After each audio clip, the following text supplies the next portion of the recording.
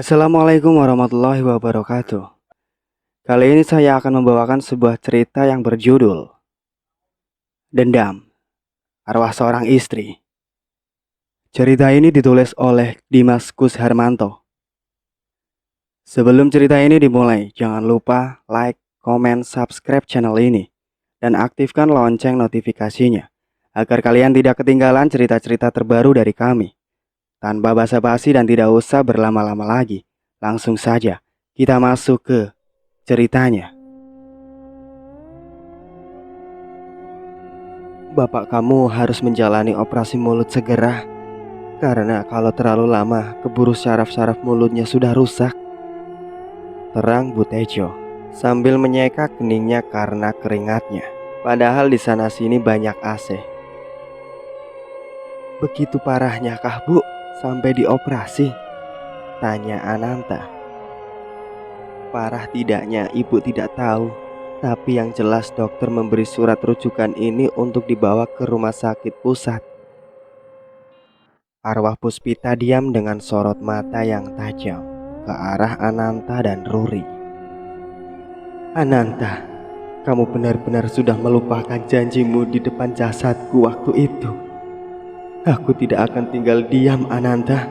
Aku akan buat perhitungan yang lebih tragis dari yang dialami Tejo, kata arwah Puspita dengan ancamannya. Mas, bagaimana dong mas? Kalau bapak dioperasi pasti lama sembuhnya. Nanti bapak tidak bisa menghadiri pernikahan kita. Padahal pernikahan kita tinggal 2 minggu lagi mas, tutur Ruri, khawatir sembari bergayutan di badan Ananta. Tiba-tiba mendadak ada kilat, padahal tidak hujan, dan petir itu menimbulkan bunyi serta kilatan tepat di muka Ananta dan Ruri. Bunyi petir membuat Bu Tejo menutup telinganya. Oh, astagfirullah, teriak Bu Tejo terkejut dengan bunyi petir. Ruri ketakutan. Ia lebih kencang memegangi tubuh Ananta. Nanta, kok aneh ya? Petir itu biasanya adanya bila ada hujan. Ini tidak hujan, tapi kok ada petir? Protes Bu Tejo dengan alam.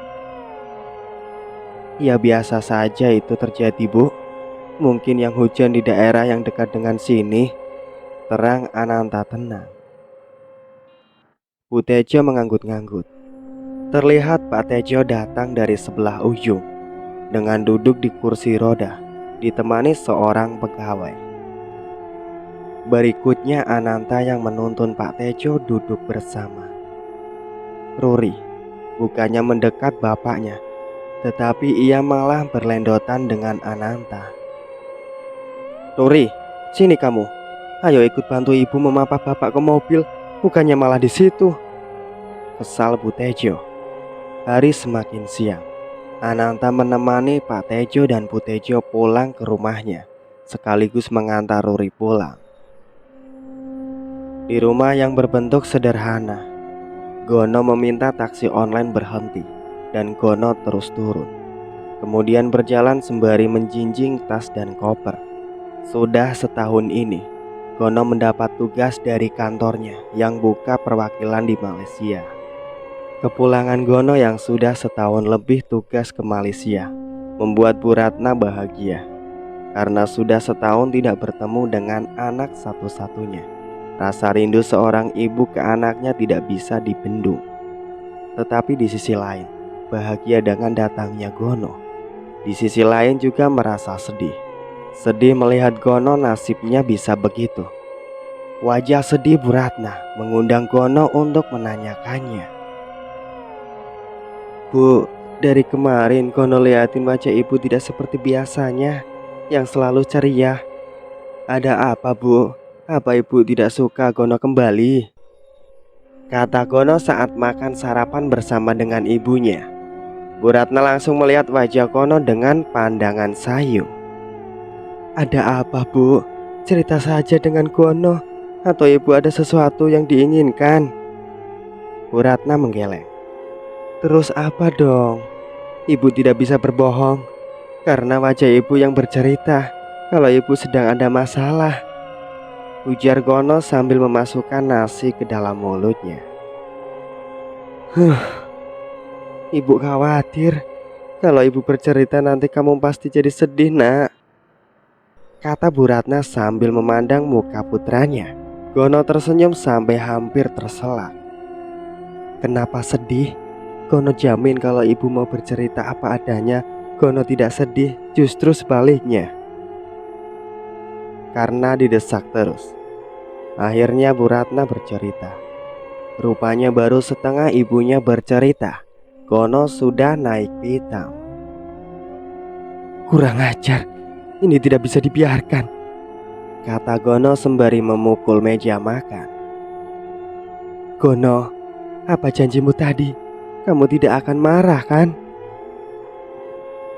Tidak bisa, Bu. Kalau kejadiannya seperti ini, Gono harus marah karena harga diri ibu, ucap Gono dengan nada suara yang tinggi. Ya terus apa yang bisa kamu lakukan? Sedangkan tukar cincin yang kamu sudah lakukan itu belum menjamin bisa melenggang ke pelaminan. Gono harus tuntaskan masalah ini segera, marah Gono dengan pandangan matanya tertuju ke depan. Ibu hanya berdoa setiap malam agar kamu bisa sampai ke pelaminan, kata Bu Ratna dengan mata berkaca-kaca. Tanpa pikir panjang lagi, makan sarapan pagi itu tidak Gono habiskan, melainkan Gono dengan motornya pergi. Bu Ratna coba melarang Gono pergi tetapi tidak berhasil. Arwah Puspita tanpa disadari Pak Tejo dan Ibu Tejo juga Ruri berada di rumah mereka. Dengan terbang melayang-layang, arwah Puspita menuju ke dalam kamar pribadi Ruri dan mengambil cincin pertunangannya dengan Gono. Kemudian ia masukkan ke jari manisnya Ruri. Ruri tidak merasa kalau cincin pertunangannya dengan Gono sudah masuk ke dalam jari manisnya. Di dalam kamarnya sambil rebahan, Ruri memandangi foto Ananta yang berukuran besar dengan senyum-senyum sendiri. Tiba-tiba ponselnya berderi. Ruri buru-buru mengangkatnya karena dalam benaknya ia yakin ini pasti telepon dari Ananta. Dengan senyum tersungging di bibirnya yang tipis, wajah yang ceria, Ruri dengan segera membuka ponselnya dan melihat panggilan masuk. Begitu melihat nama dan nomor telepon dalam panggilan masuk, yang muncul bukanlah duren pujaan kalbunya. Wajah Ruri berubah drastis menjadi pucat, seolah ketakutan. Ponsel itu secepatnya dimatikan dan digeletakannya di atas tempat tidur begitu saja. Ruri hanya melototi ponsel tersebut dengan bergumam. Gono, jadi Gono sudah kembali ke Indonesia. Wah, bisa gawat ini. Bisa-bisa gua gagal jadi istri orang kaya. Selesai berkata begitu, Ruri membuka pintu kamarnya dan lari mencari ibunya. Bu, ibu, teriak Ruri sambil mencari Bu Tejo. Bu Tejo yang sedang ada di ruang belakang tidak mendengarkan panggilan Ruri. Bu, ibu, panggil Ruri lagi. Tetap saja Bu Tejo tidak mendengar. Justru Pak Tejo yang mendengar. Pak Tejo keluar dari kamarnya dengan mulut sebagian diikat ditarik ke kiri agar tidak tertarik ke kanan. Apa? Teriak-teriak begitu, Ruri, ucap Pak Tejo dengan bahasa yang kurang jelas. Ibu mana, Pak?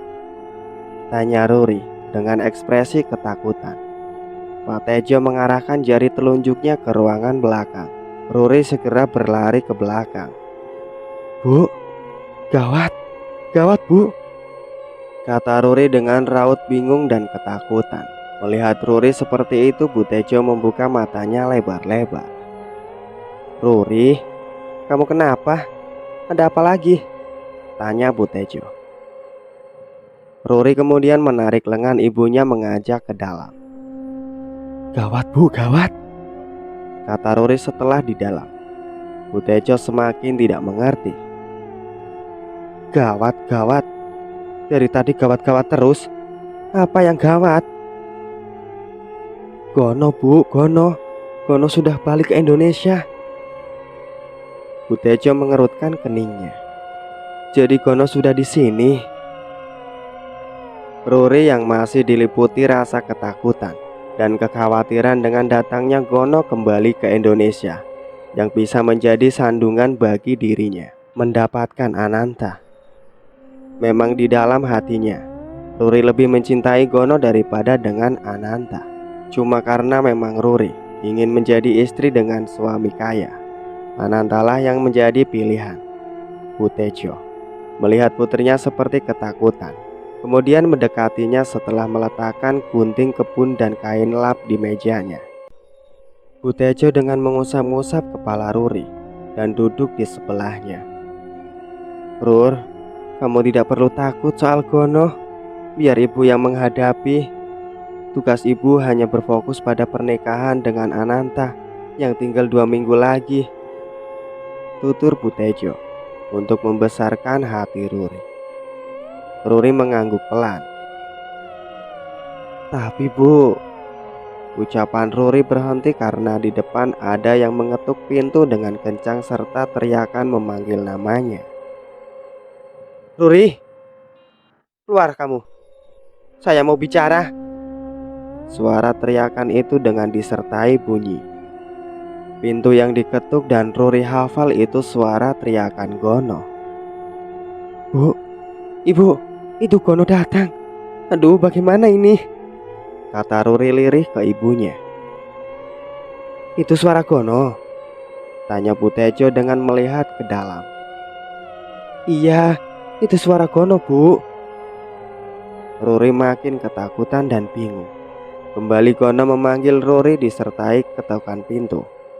Akhirnya Bu Tejo putuskan menemui Gono. Pada kurang beberapa langkah sampai di pintu, mendadak ada hembusan angin yang diikuti pintu itu membuka dengan sendirinya.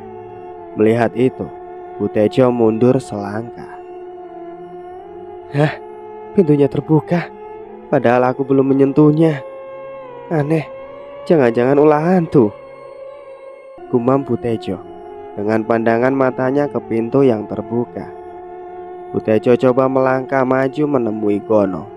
Lagi-lagi belum sampai Bu Tejo keluar, Gono sudah muncul. Assalamualaikum. Selamat pagi, Bu, sapa Gono kaku. Oh, kamu, Nok. Kapan sampai? Tanya Bu Tejo dibuat ramah. Gono tidak langsung menjawab, tetapi matanya melihat ke dalam mencari Ruri. Kemudian tanpa dipersilakan masuk, Gono masuk dengan memanggil-manggil Ruri. Ruri, Ruri, ini aku datang. Merasa dirinya tidak dianggap, Bu Tejo emosi. Hei, sopan sedikit masuk rumah orang, kata Bu Tejo ketus. Gono menoleh dan menatap dengan mata melotot pas di depan muka Bu Tejo. Bu, dengar ya. Lebih kurang ajar mana saya dengan anak ibu itu, kata Gono lebih pedas lagi. Berani kamu sekarang sama saya ya, ucap Bu Tejo dengan berkacak pinggang.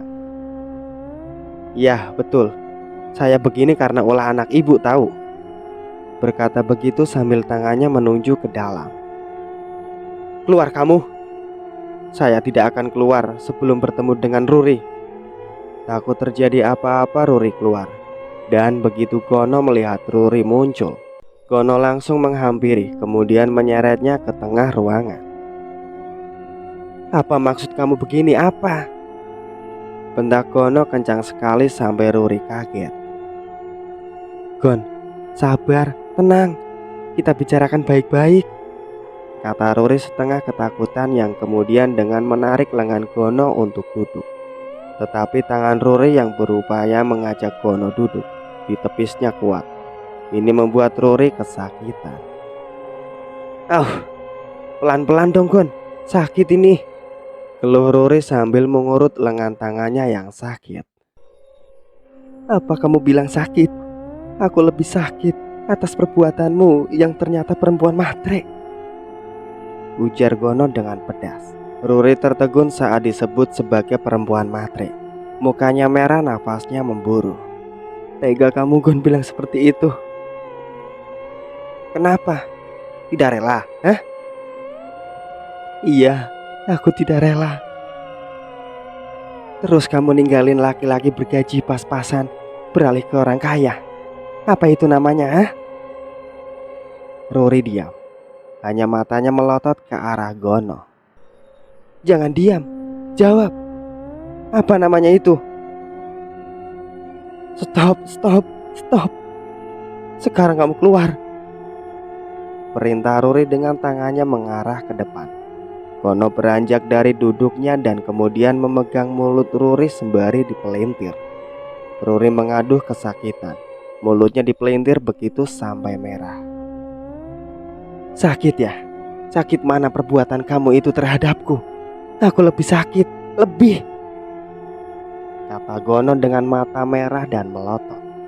Butejo yang sedari tadi diam dan hanya mengamati, amarahnya bangkit melihat putrinya disakiti. Butejo dengan diam-diam ambil tongkat suami dan dihantamkan ke punggung Gono. Tetapi yang terjadi, tongkat itu tidak mengenai dan menghantam Gono.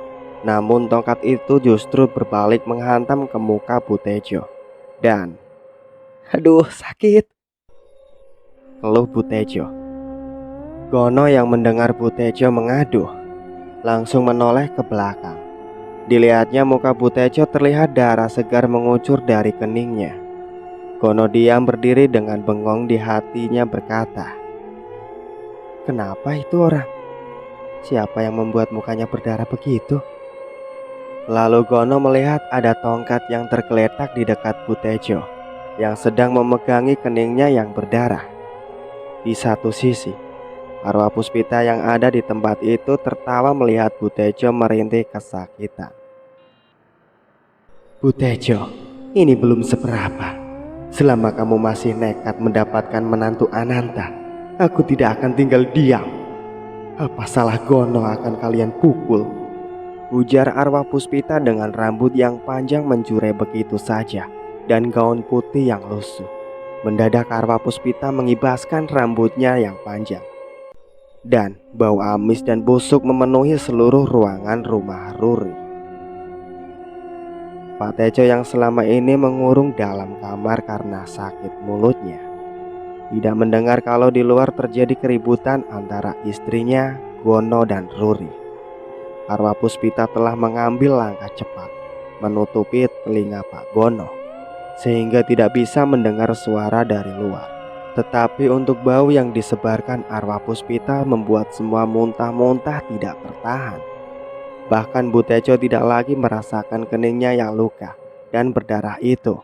Badannya lemas karena banyak cairan yang keluar. Butejo dan Ruri keluar, terus muntah yang berisikan cairan dari dalam lambungnya. Sedang Gono yang sama dalam ruangan tidak merasakan bau apa-apa. Aneh, mereka pada muntah-muntah kenapa? Wah, pasti ini ada yang tidak beres di rumah ini, gumam Gono yang hanya bisa terpaku berdiri melihat Ruri dan ibunya pada muntah-muntah. Gono dibuat semakin terbengong-bengong. Tongkat yang semula berada tergeletak di samping Butejo pindah tempat berada di atas meja yang jauh dari keberadaan Butejo. Beberapa kali Gono menoleh ke tongkat itu. Tongkat itu kan tadi ada di dekat Butejo, tapi kenapa sekarang ada di atas meja? Kata Gono lirih dengan raut wajah yang ada sinar ketakutan. Aku harus pergi nih. Sepertinya di rumah ini ada hantunya. Masalah Ruri sudah aku ikhlaskan karena ia memang bukan jodohku. Berkata begitu, Gono pelan-pelan melangkah pergi. Sedangkan Butejo dan Ruri terus muntah-muntah. Pak Tejo yang di kamarnya muntah-muntah dan meminta tolong. Namun teriakannya yang kurang jelas itu tidak ada yang mendengarkan. Arwah Puspita tertawa melihat keluarga Matre tersebut berkelimpungan dan lunglai karena muntah banyak cairan yang keluar. Mendekati setengah jam, arwah Puspita membuat kekacauan di rumah Ruri. Sesudah dirasa cukup, Arwah Puspita menghentikan bau amis dan bau busuk itu dengan bau harum wangi. Bau wangi yang semerbak itu menjadikan Butejo dan Ruri saling berpandang. Rur, bau wangi. Wah, ini pasti perbuatan Gono ini. Dia memakai dukun agar kita sakit semua, dan akhirnya kamu gagal menikah dengan Ananta, kata Butejo keluar pikiran kotornya, menuduh Gono menggunakan jampi-jampi. Masa iya, Bu? Tanya Ruri tidak percaya. Wah, iya ya, Bu. Buktinya mana Gono? Kabur dia. Ketakutan perbuatan busuknya terbongkar. Dan setelah Gono pergi, berubah kan? Dari bau bangkai menjadi bau melati. Ruri hanya diam, hanya kepalanya yang celingak-celinguk, mencari Gono yang sudah tidak ada. Ruri hanya diam, hanya kepalanya yang celingak-celinguk sana-sini, mencari Gono yang sudah tidak ada. Dengan berhentinya mereka pada mabuk muntah, Butejo hanya bisa geleng-geleng kepala. Hampir sebagian lantai basah oleh cairan muntahan. Di saat Butejo berusaha berdiri dan terus pegang keningnya, tidak ada darah dan tidak ada sakit. Ruri, coba kamu lihat, jidat ibu ada lukanya tidak? Pinta Butejo. Ruri kemudian matanya melihat ke jidat ibunya. Ruri terbelalak. Ruri, kenapa kamu terbelalak melihat jidat ibu? Masih ada lukanya tidak? Tidak, Bu. Jidat ibu mulus, tidak ada bekas lukanya atau bekas darah yang mengering, kata Ruri gembira yang kemudian mendekat ke ibunya dan mengusap-usap kening Butejo. Bersih, Bu. Kening ibu mulus banget. Hah, masa sih? Aneh, ucap Butejo tidak percaya. Untuk membuktikannya, Ruri meminta ibunya berkaca. Dengan cepat Butejo berjalan pergi ke kamarnya untuk berkaca. Dan Ruri berdiri mengambil alat pel untuk membersihkan lantai yang basah dengan muntahan. Selagi Ruri akan melangkah ke belakang, bel rumah berbunyi. Sembari membelokkan badannya kemudian berjalan ke depan, Ruri bergumam, siapa pagi-pagi sudah ke rumah? Kalau Mas Ananta tidak mungkin.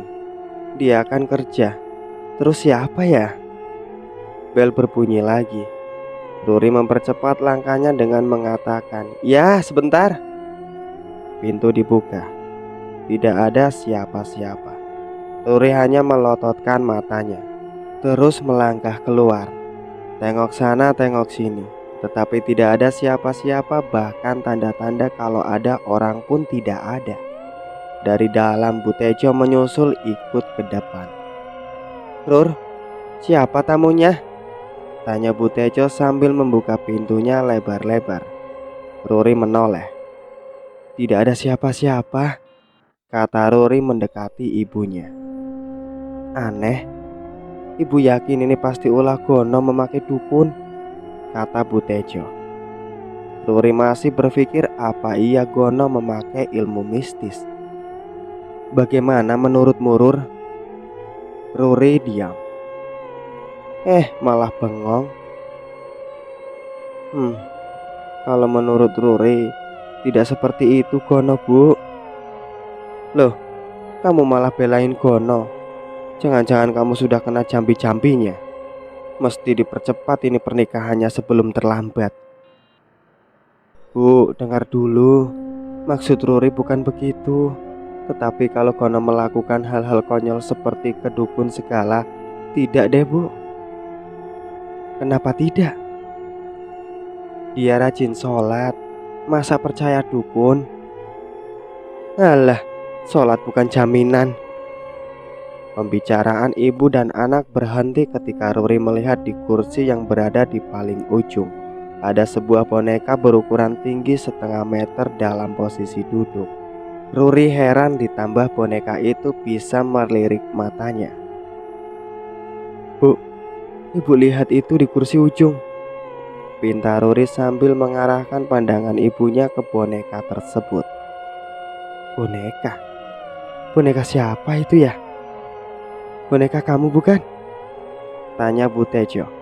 Ruri menggeleng. Butejo berusaha mendekat. Mendadak boneka itu mengangkat kedua tangannya tanda stop. Butejo mundur. Hah, boneka itu bisa bergerak? Heran Butejo. Hati-hati bu, itu bukan boneka sembarangan. Butejo kemudian menjauh. Tiba-tiba boneka tersebut tertawa, membuat Butejo dan Ruri saling pegang dan berusaha masuk, tetapi tidak bisa karena pintunya yang semula terbuka lebar menjadi tertutup. Ibu, Ruri takut, itu pasti hantu. Rengek Ruri yang semakin kencang berpegangan ke ibunya. Iya, itu pasti hantu, yakin Butejo, dan Butejo mencoba ajak dialog. Kamu siapa? Boneka itu menoleh dan memandang dengan tajam ke Butejo.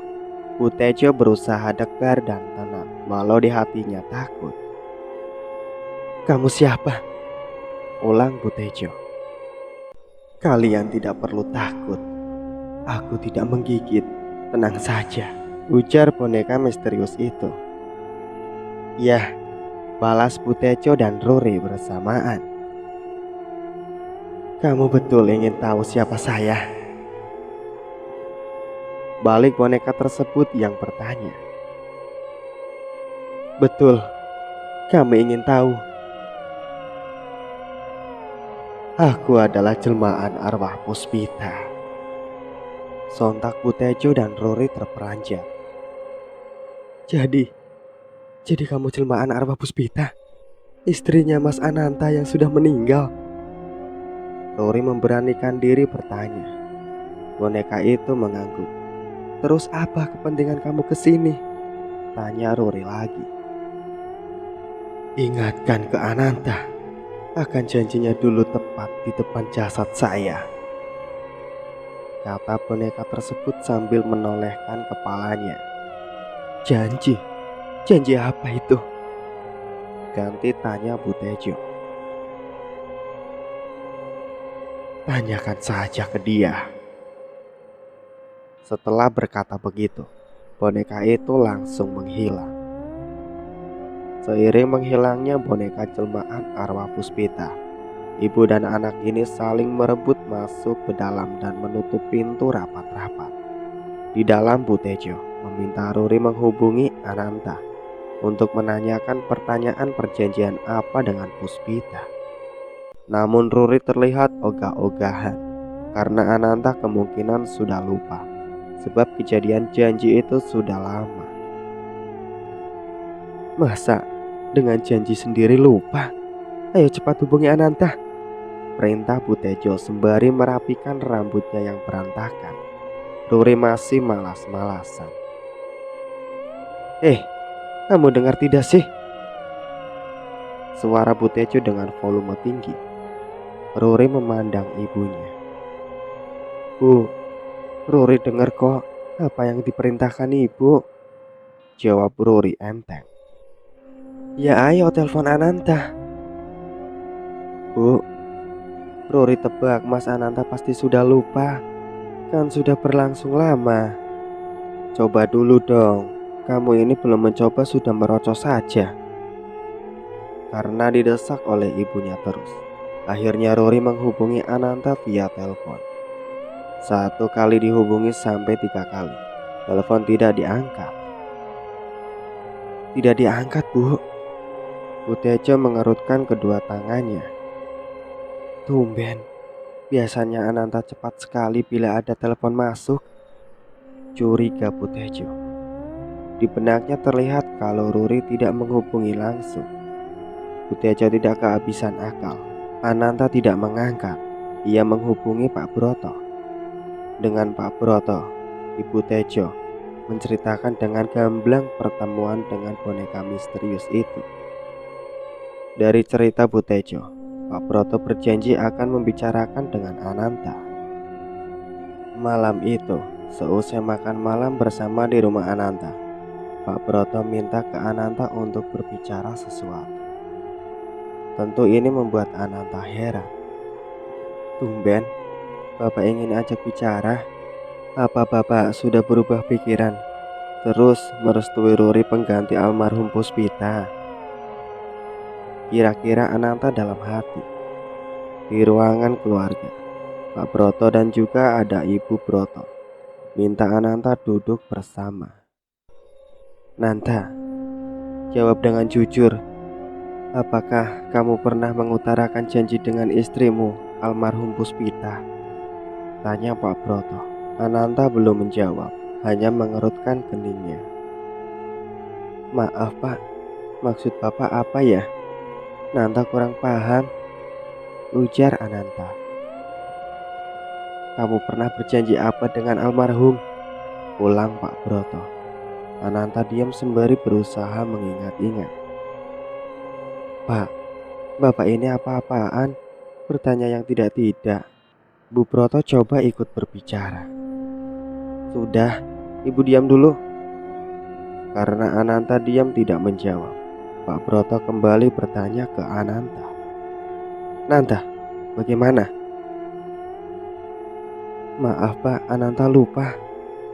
Tanpa ada dugaan sama sekali, Dinda datang dan menceritakan janji papanya dengan mamanya. Memang saat Ananta berjanji di depan jasad Puspita, Dinda ada di sebelah jasad mamanya, sehingga mendengar janji papanya ke mamanya. Dinda ingat kek? Kata Dinda yakin. Ucap Dinda itu menjadi perhatian semuanya. Dinda, betul kamu ingat? Kamu kan dulu masih kecil, ucap Pak Broto. Dinda inget kek, saat papa bilang sama mama kalau papa akan urus Dinda hingga besar, jadi orang dan bisa hidup mandiri, ucap Dinda dengan polosnya. Pak Broto dan yang lain terhentak seketika, dan mereka matanya diarahkan ke Ananta semua. Ananta justru menatap Dinda dengan serius. Dinda, sepertinya papa tidak pernah berkata begitu, kata Ananta ke Dinda. Lalu Dinda melihat papanya. Iya, papa bilang begitu kok sambil duduk di samping mama. Coba kalau papa tidak percaya, tanya saja dengan nenek Yusti dan Bu Fatima. Saat itu mereka ada dan mendengar janji papa. Dinda, kamu ada-ada saja. Awas kalau bohong, ujar Bu Broto kesal dengan ulah Dinda. Enggak Nek, Dinda itu tidak bohong, bela Dinda. Setelah mendengar ucapan Dinda, Ananta terlihat gelisah. Wah, sepertinya tidak betul bicaranya. Tetapi itu kan cuma janji spontan karena emosi semata. Kenapa mesti ditepati? Kata Ananta dalam hatinya. Pak Broto kemudian kembali menanyakan ke Ananta. Bagaimana Nanta? Apa kata Dinda barusan? Atau kalau kamu masih ragu, bagaimana kalau kita tanyakan ke Bu Yusti dan Ustadz Fatimah? Tawar Pak Broto. Baik Pak, kalau saja nanti Nanta berjanji seperti itu, terus kenapa sampai Bapak bertanya sedetail itu? Tanya Ananta cari lolos dari janjinya. Pak Broto tersenyum kecil. Nanta, dari ucapan Dinda tersebut ada yang tersirat dari janjimu itu dengan almarhum Puspita. Tersirat apa lagi Pak? Tersirat kalau dalam janji itu kamu harus urus Dinda hingga dewasa dan bisa mandiri. Dan dibalik itu juga kamu tidak akan mencari istri pengganti Puspita sampai Dinda dewasa. Jelas Pak Broto ke Ananta. Sedang Bu Broto hanya mengerutkan matanya. Pak, sekali lagi itu kan hanya janji karena emosi. Nanta, di mata Allah itu tidak ada janji emosi atau basa-basi. Ingat kata-katamu adalah doamu. Rupanya Ananta menahan rasa kesal dengan ayahnya. Mukanya sedikit memerah dan giginya bergetar. Ananta tak tahu Pak, apa tujuan Bapak bertanya seperti itu. Ini pasti ada hubungannya karena Ananta akan menikahi Ruri, kata Ananta dengan mimik muka yang serius. Justru pertanyaan ini Bapak ajukan karena pertanyaan dari Bu Tejo. Ananta terlihat kaget mendengar Bu Tejo diseret-seret. Bu Broto sepertinya tidak percaya omongan suaminya, kalau masalah janji-janji Ananta dengan Puspita itu datang dari Butejo. Dalam pikiran Bu Broto, mereka orang lain dan tidak tahu menahu akan kematian Puspita.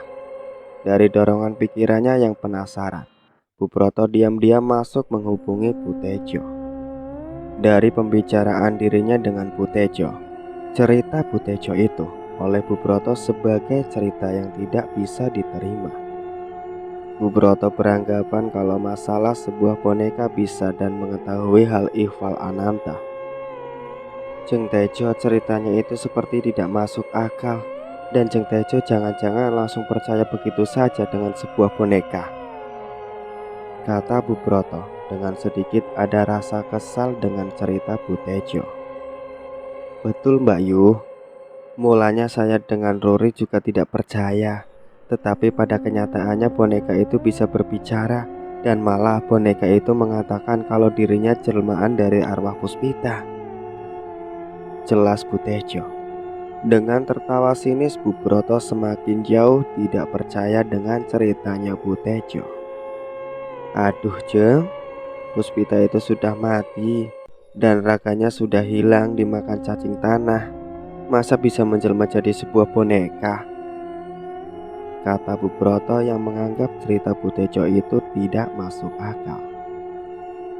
Iya Mbak Yu, saya tidak mengarang. Butejo berusaha meyakinkan calon besannya itu. Dari ponselnya, Butejo mendengar Bu Broto berteriak ketakutan. Mbak Yu Broto? Halo? Halo Mbak Yu? Tidak ada balasan. Butejo kebingungan, apalagi tadi ia dengar Bu Broto berteriak.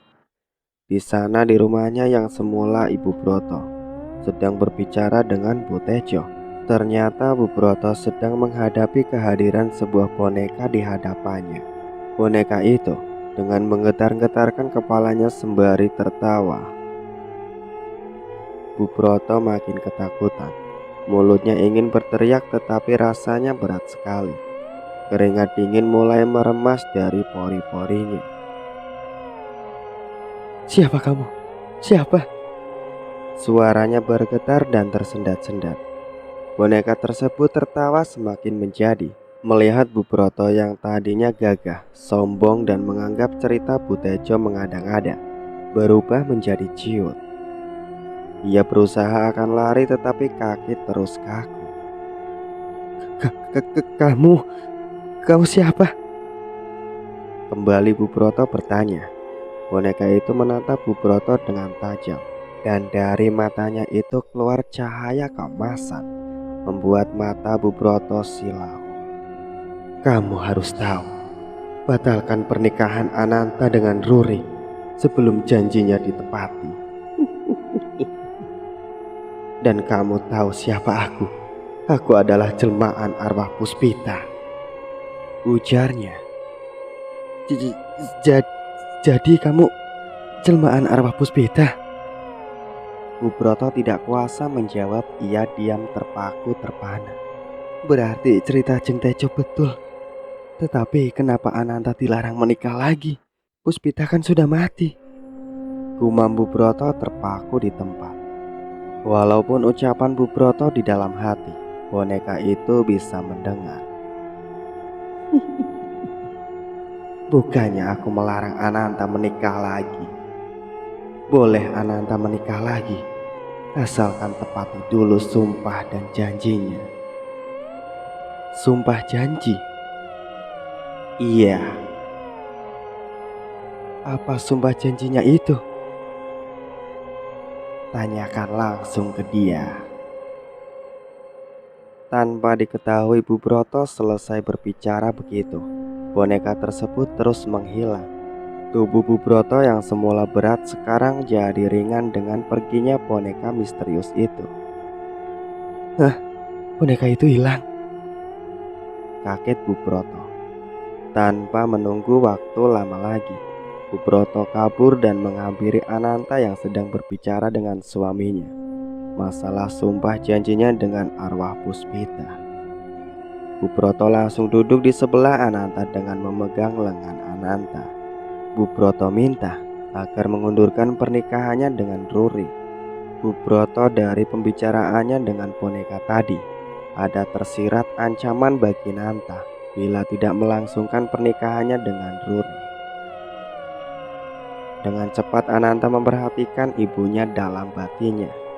Timbul keheranan ibunya berubah tidak mendukung. Ananta terus melihat ke muka Ibu Broto.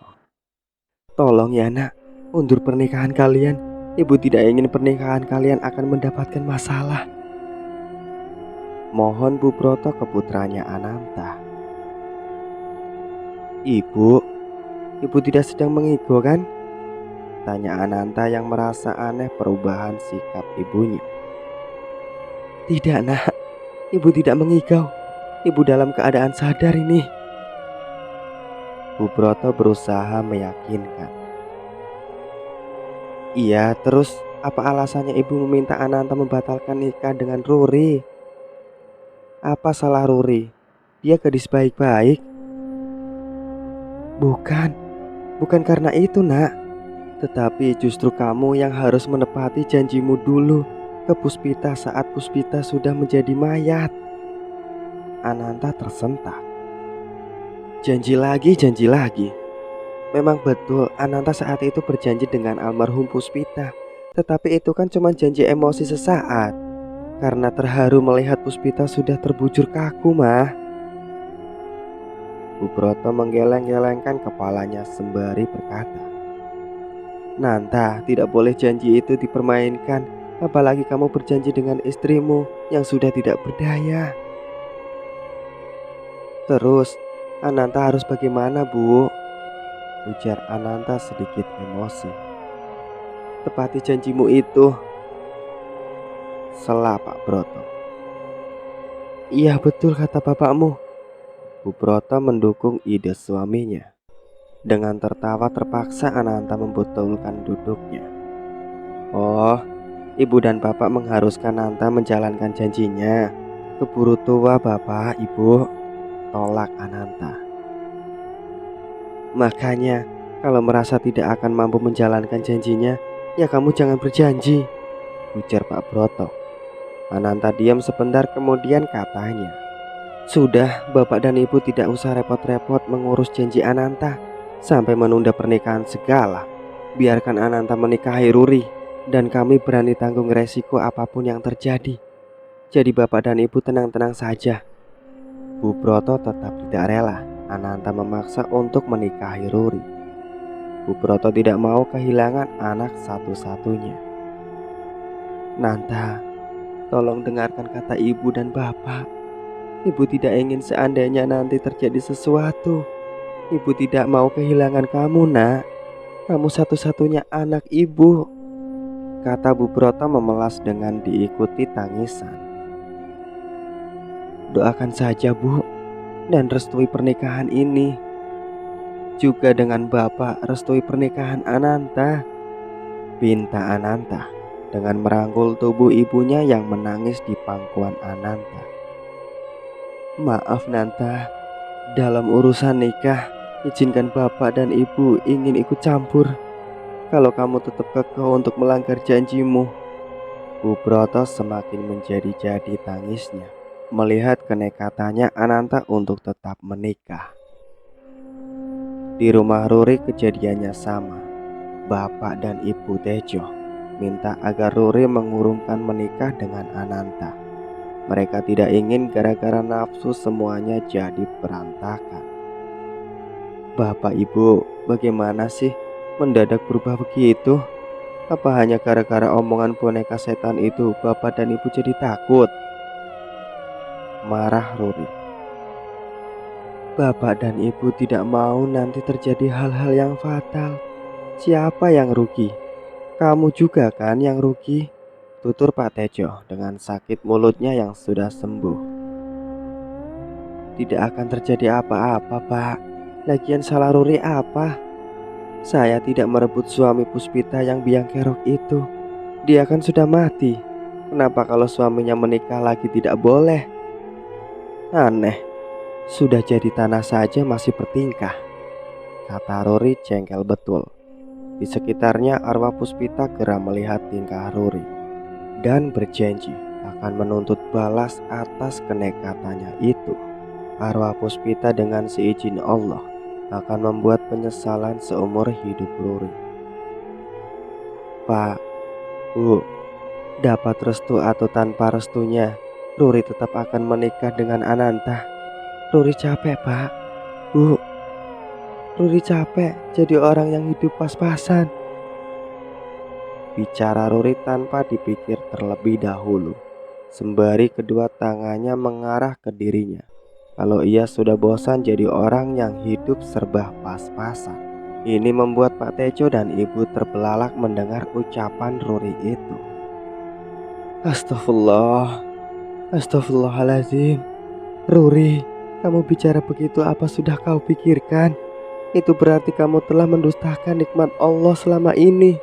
Hati-hati nak, jaga mulut dan lidahmu, karena mulut dan lidahmu adalah harimaumu, kata Pak Tejo beristighfar mohon ampunan atas ucapan putrinya itu. Alah, sudah Pak, Ruri tidak butuh khotbah dari bapak atau ibu.